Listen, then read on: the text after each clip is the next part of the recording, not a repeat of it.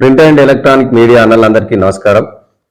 నిన్న గజ్వేల్ నియోజకవర్గంలో మంత్రులు పర్యటన చేసిన సందర్భంగా సర్పంచ్లకు సన్మానం కార్యక్రమం పెట్టుకోవడం జరిగింది. సంతోషం. నూతనంగా గెలిచినటువంటి సర్పంచ్లకు సన్మానం చేయడం సంతోషకరం. కానీ ఆ సందర్భంలో కొన్ని వాళ్ళు మాట్లాడినటువంటి మాటలు మీకు చెప్పాల్సి వస్తుంది. విషయం ఏంటంటే, ఒక ఇద్దరు మంత్రులుగా ఉండి మొన్ననేమో రాష్ట్ర ముఖ్యమంత్రి వర్యులు రేవంత్ రెడ్డి గారు గజ్వేల్ నియోజకవర్గం సర్పంచ్ల విషయంలో తప్పుడు మాటలు మాట్లాడడం జరిగింది. నిన్న మంత్రులు కూడా ఆయన మాటల్ని ఉటంకిస్తూ ఈరోజు నిన్న మంత్రులు కూడా తప్పుడు మాటలు మాట్లాడడం జరిగింది. విషయం ఏంటంటే, గజ్వేల్ నియోజకవర్గం నాడైనా నేడైనా రేపైనా ఇది కేసీఆర్ గారి అడ్డా. ఈ అడ్డాను ఎవరు చెరపలేరు. స్థానిక సంస్థల ఎన్నికలు 2 సంవత్సరాలుగా నిర్వహించకుండా గ్రామాలను కుంటుపడేలా చేసింది ఈ కాంగ్రెస్ ప్రభుత్వం.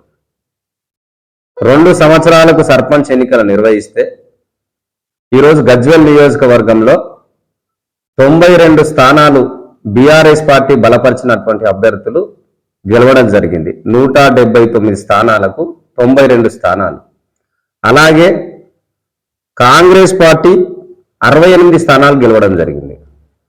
ఇండిపెండెన్స్ 5, బీజేపీ 5, ఇండిపెండెంట్ 14 మంది గెలవడం జరిగింది.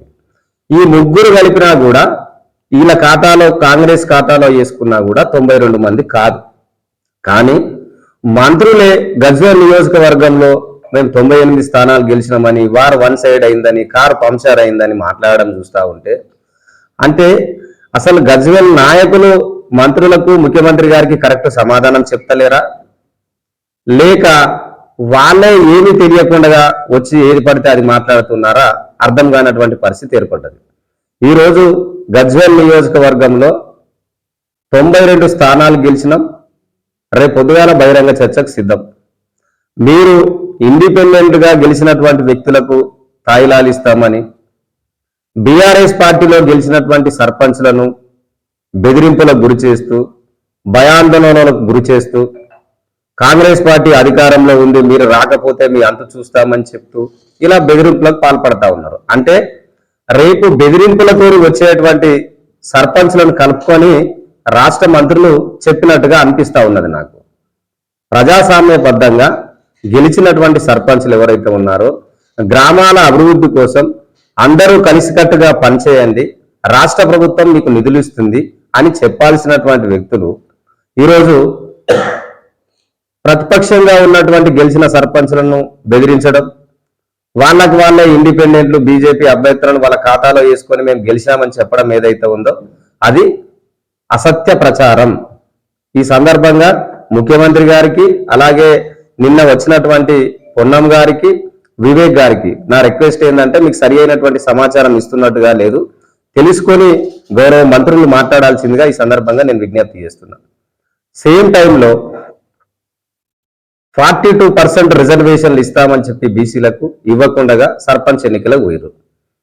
అక్కడ మాట తప్పారు. రేపు జెడ్పీటీసీ ఎన్నికలు నిర్వహిస్తారా, నిర్వహించరా మీకే స్పష్టత లేదు. సర్పంచ్ ఎన్నికలు అయిపోగానే జెడ్పీటీసీ ఎంపీపీ ఎన్నికలు పెడతామన్నారు. అంతకుముందుకేమో ఫస్టే జెడ్పీటీసీ ఎంపీపీ ఎన్నికలు నిర్వహిస్తామని చెప్పి సర్పంచ్ ఎన్నికలు నిర్వహించారు. సరే 2 ఏళ్లకు నిర్వహించారు, మరో 2 ఏళ్ల దాకా దీన్ని కొనసాగిస్తారా? ఇది స్పష్టత ఇవ్వాల్సినటువంటి అవసరం ఉన్నది. తప్పుడు సమాచారంతో రాష్ట్ర స్థాయిలో మంత్రివర్గంలో ఉన్నటువంటి మంత్రులు మాట్లాడడం అనేది మేము ఖండిస్తా ఉన్నాం. కేసీఆర్ గారు మీద కూడా మాట్లాడడం జరిగింది. ఏమని? కేసీఆర్ గారు రాక బయటకు వచ్చి అవాకులు చవాకులు మాట్లాడుతున్నారని చెప్పి. కేసీఆర్ గారు బయటకు రాకపోతేనేమో బయటకు వస్తలేడు అంటారు. మరి కేసీఆర్ గారు బయటకు వస్తే మీకెందుకు భయం అవుతుంది? అంటే కాంగ్రెస్ పార్టీ పునాదులు కదులుతున్నాయనా? కాంగ్రెస్ పార్టీ పునాదులు కేసీఆర్ గారు బయటకు వస్తే మీరు చేస్తున్నటువంటి అవినీతి పాలన, ప్రజలకు వ్యతిరేకమైనటువంటి నిర్ణయాలు తీసుకుంటూ, రైతులను ఇబ్బంది పెడుతూ, కార్మికులను, కర్షకులను అందరినీ ఇబ్బంది పెడుతూ మీ 2 ఏళ్ల పాలన ఏంటనేది ప్రభుత్వం మీద వచ్చింది. కేసీఆర్ గారు మీకు 2 సంవత్సరాలు అవకాశం ఇచ్చారు.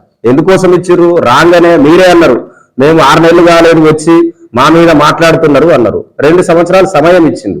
మీరు ఏం చేయలేదో రేపటి నుంచి కేసీఆర్ గారు మిమ్మల్ని ప్రశ్నించడానికి బయటకు వస్తున్నాడు. అది చూసి అటు ముఖ్యమంత్రి గారు ఇటు మంత్రులు రాకపోతే రాలేదంటారు. వస్తే మీకు భయం ఎందుకు? కాంగ్రెస్ పార్టీ పునాదులు కదులుతా ఉన్నాయి. ఈ రాష్ట్రంలో బీఆర్ఎస్ పార్టీ అధికారంలో ఉండగా 180 స్థానాలు రాష్ట్రంలో సంపాదించుకున్నాం మేము బీఆర్ఎస్ పార్టీ ఉన్నప్పుడు. ఈ రోజు ప్రతిపక్షంలో ఉండి కూడా 45% ప్రజలు బీఆర్ఎస్ పార్టీ అభ్యర్థులను సర్పంచ్లుగా గెలిపించడం జరిగింది. రేపు జరగబోయే జెడ్పీటీసీ ఎంపీపీ ఎన్నికలలో కూడా మరో చరిత్ర. గుర్తు లేకపోతేనే 45% గెలిచిన మీ రాష్ట్రంలో. ఒకవేళ గుర్తులుంటే గనక మీ గుర్తు కనపడకుండా పోయేటువంటి పరిస్థితి ఏర్పడ్డది.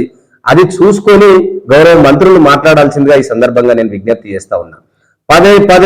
పదే కేసీఆర్ గారి పైన, కేటీఆర్ గారి పైన, హరీష్ రావు గారి పైన విమర్శలు చేస్తూ తప్పుడు మాటలు మాట్లాడుతూ ప్రజలను తప్పుదో పట్టించే విధంగా మాట్లాడుతూ డైవర్ట్ పాలిటిక్స్ చేస్తూ రాజకీయం చేయడం తప్ప ఈ రాష్ట్ర అభివృద్ధి కోసం కాంగ్రెస్ పార్టీ ఏం చేసిందో సమాధానం చెప్పాల్సినటువంటి అవసరం ఉన్నది. ఇక స్థానిక సంస్థల విషయానికి వస్తే గతంలో కేసీఆర్ గారు పల్లెలే పట్టుకొమ్మలు అనే ఒక విధంగా పల్లెలను చిన్న తండాలను కూడా గ్రామ పంచాయతీలుగా ఏర్పాటు చేసి ప్రజలకు సర్పంచులకు గెలిచేటువంటి అవకాశాన్ని ఇచ్చిండు. ప్రతి గ్రామానికి ట్రాక్టర్ని ఇచ్చిండు. అనేక అభివృద్ధి కార్యక్రమాలు గ్రామ స్థాయిలో సర్పంచ్కి ఒక మంచి ఉన్నతమైనటువంటి గౌరవాన్ని కల్పించే విధంగా ఈ రోజు రాష్ట్రంలో ఎన్నడూ లేని విధంగా గ్రామాలు అభివృద్ధి చెందాయి. పచ్చని పల్లెలుగా అభివృద్ధి చెందాయి అంటే అది కేసీఆర్ గారి 10 ఏళ్ల పాలనలో. 65 సంవత్సరాలు పాలించినటువంటి కాంగ్రెస్ టీడీపీ పార్టీలలో జరగనటువంటి అభివృద్ధి కేవలం 10 సంవత్సరాల కేసీఆర్ గారి ప్రభుత్వంలో పల్లెలన్నీ కూడా పట్టణాలకు ధీటుగా తయారు చేసింది కేసీఆర్ గారు. కాబట్టి నేను గౌరవ ముఖ్యమంత్రి రేవంత్ రెడ్డి గారికి నిన్న మాట్లాడినటువంటి మంత్రులకు నా విజ్ఞప్తి ఏంటంటే, గజ్వేల్ నియోజకవర్గంలో గెలిచిన ప్రతి సర్పంచ్ని మీకు ప్రతి గ్రామానికి నిధులు ఇవ్వండి, మేము స్వాగతిస్తాం. మంచి చేయండి, స్వాగతిస్తారు. ఏ పార్టీ అనేది కాదు, ఏ పార్టీ అయినా ప్రజల చేత ఎన్నుకోబడినటువంటి సర్పంచులు. రేపు జరగబోయేటువంటి ఎంపీటీసీ జెడ్పీటీసీ ఎన్నికలలో కూడా ఇదే రిపీట్ కాబోతా ఉంది. కాబట్టి మా సర్పంచ్ ఉంటే నేను నిధులు ఇస్తా, లేకపోతే నిధులు ఇయ్యా, మా ఎంపీపీ మా జెడ్పీటీసీ ఉంటే నిధులు ఇస్తా, నేను నిధులు ఇయ్యా అనడము మంచి పద్ధతి కాదు. ఈ రాష్ట్రంలో ఉన్నటువంటి సర్పంచులందరికీ, ఈ రాష్ట్రంలో రేపు గెలవబోయేటువంటి జెడ్పీటీసీ ఎంపీపీలందరికీ కూడా ఒకే రకమైనటువంటి విధానంతో నిధులు విధులు అధికారాలు కల్పించాలని చెప్పి గౌరవ రాష్ట్ర ముఖ్యమంత్రి గారిని నేను డిమాండ్ చేస్తా ఉన్నా. ఈ రోజు స్థానిక సంస్థలు మొత్తం 2 సంవత్సరాలుగా కుంటుపడిపోయి అసలు దోమలతో ప్రజలు మొత్తం రోగాల బారిన పడ్డా కూడా మీరు 2 సంవత్సరాలుగా ఎన్నికలు నిర్వహించలేదు. ఈ రోజు ఎన్నికలు నిర్వహిస్తే మరి 45% రాష్ట్రంలో గెలుచుకోవడం జరిగింది. రేపటి నుండి ఖచ్చితంగా మరొక చరిత్ర జరగబోతా ఉంది. కారు పంచర్ కాలేదు, టాప్ గేర్ లో సర్పంచ్ ఎలక్షన్ 4th గేర్ ఉన్నది. రేపు 5th గేర్ వేస్తాము.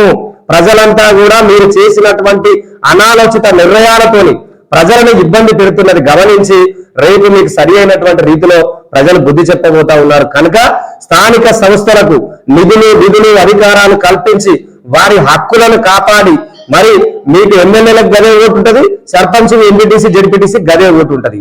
ఆ ఓట్ల ద్వారా గెలిచిన స్థానిక సంస్థల ప్రజాప్రతినిధులకు ఖచ్చితంగా నిధులిచ్చి గ్రామాల అభివృద్ధి కోసం ముఖ్యమంత్రి గారు మంత్రులు పాటుపడాలని చెప్పి ఈ తప్పుడు మాటలు మానుకోవాలని చెప్పి రేవంత్ రెడ్డి గారికి మంత్రులకు నేను విజ్ఞప్తి చేయదలుచుకున్నాను.